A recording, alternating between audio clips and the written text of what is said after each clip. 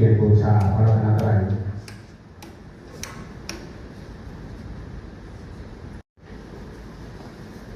ตัสสะภะคะวะโตอะระหะโตสัมมาสัมพุทธัสสะประชาเป็นสุ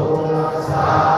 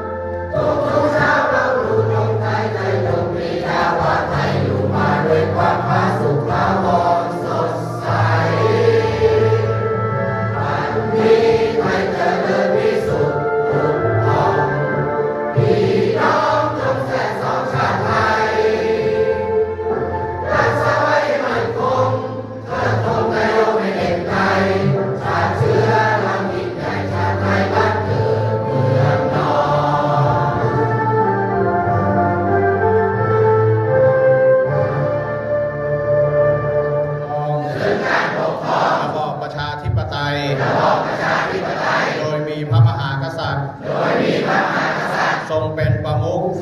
ของข้อ2ข้าจะปฏิบัติหน้าที่ด้วยความซื่อสัตย์สุจริตยุติธรรมเพื่อประโยชน์ของประชาชน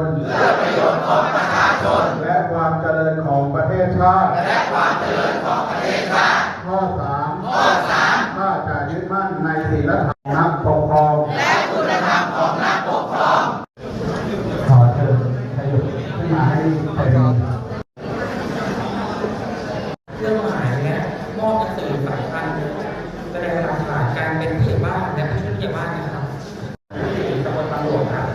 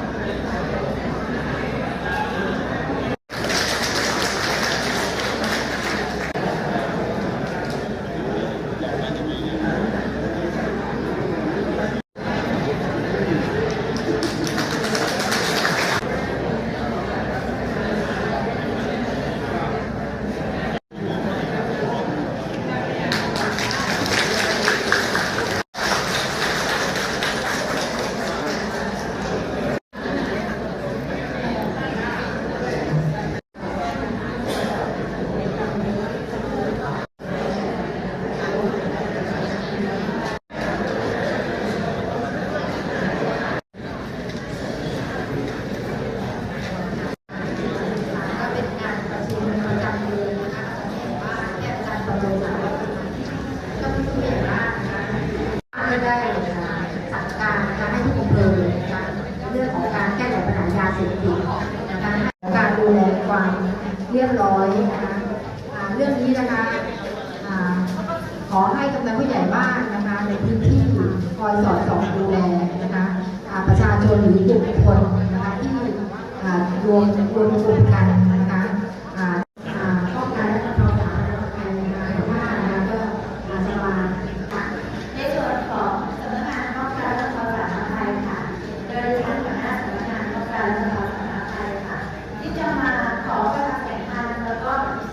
เราจะสังเกตว่าช่วงนี้เป็นช่วงที่ฝนเริ่มที่จะมีตกตั้งแต่วันที่